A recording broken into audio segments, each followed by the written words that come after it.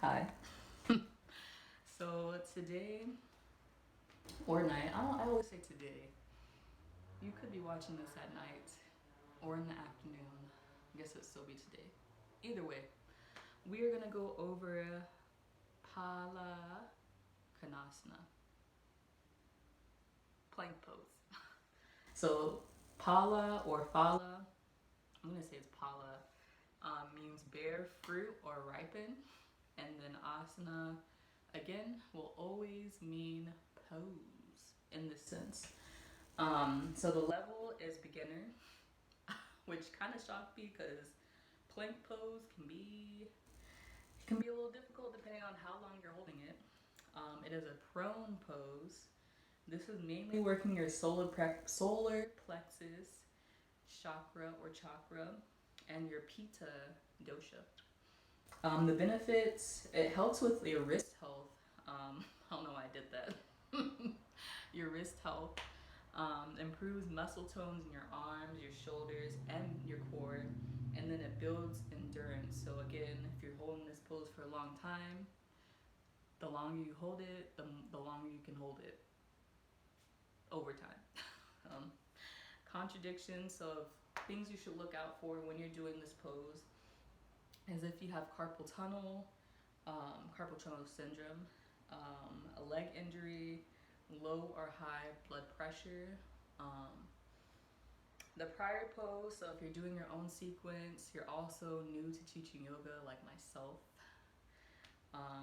is downward facing dog, which is Ardha Mudra Savasana, four limbs pose, Chaturanga Dandasana, or tabletop pose.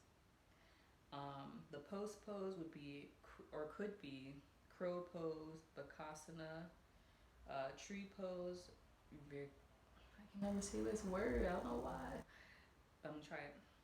Vriksanasana, and then forearm plank, which is still Palakanasana, but a modification.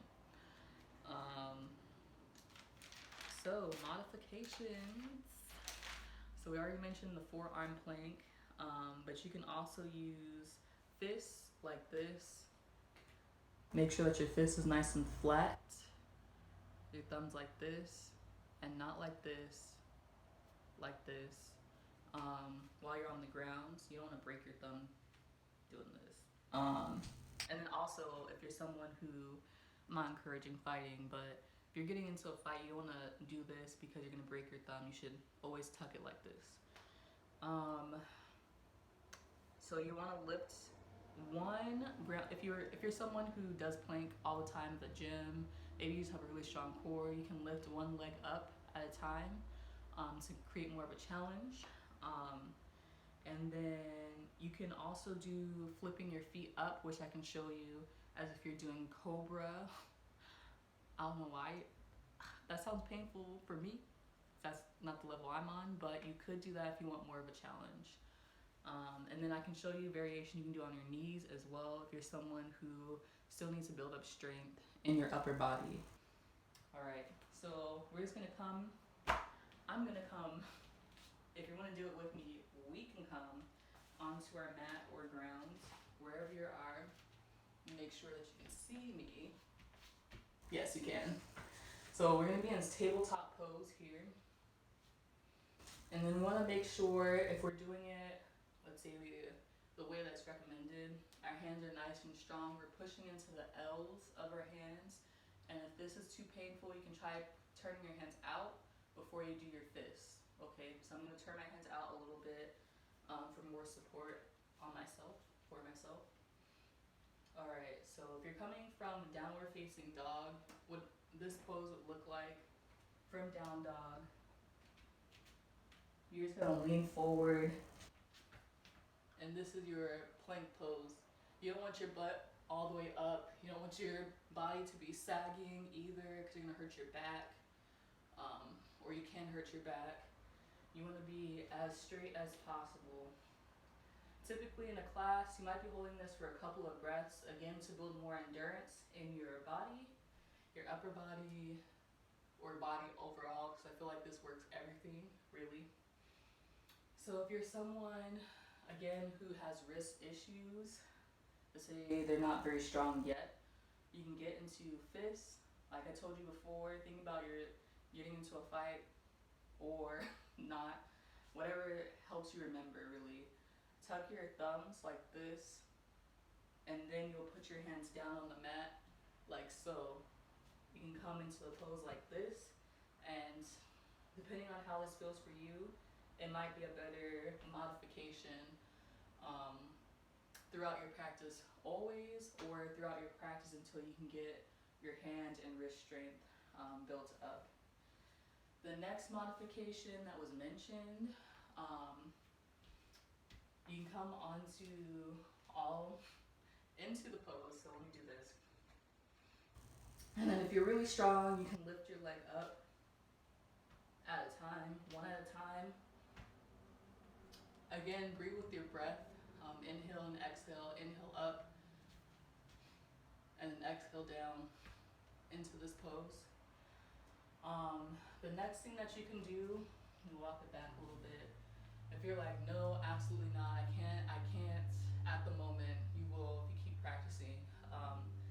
Do like the original pose. I cannot add on like a harder modification because I'm just not there yet, and that's fine.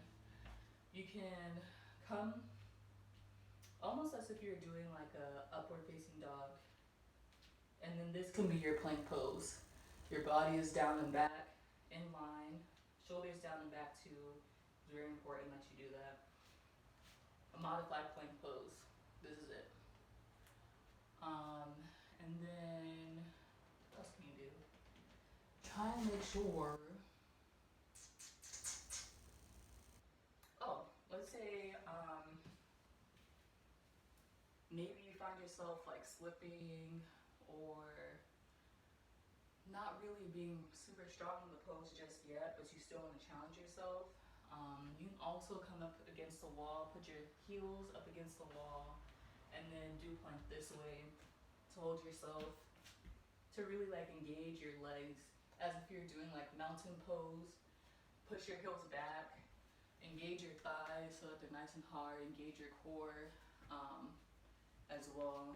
And then you can do this, let's say you're doing yoga or this pose more for like exercise, you can hold it for maybe like 30 seconds, or you can try doing it for 10 breaths, inhaling and exhaling. Always feel like I get really winded. Inhaling and exhaling, just to practice keeping your breath calm, but also building up your muscle strength and muscle memory. So thank you for watching. If you have any comments or ways that I can improve, or anything that you want to see in terms of poses or sequences, let me know. And I will try my best to get that to you. I'm still like figuring out the best way to edit videos, which is annoying because I tried like almost every software and it's just not working for me. Shame.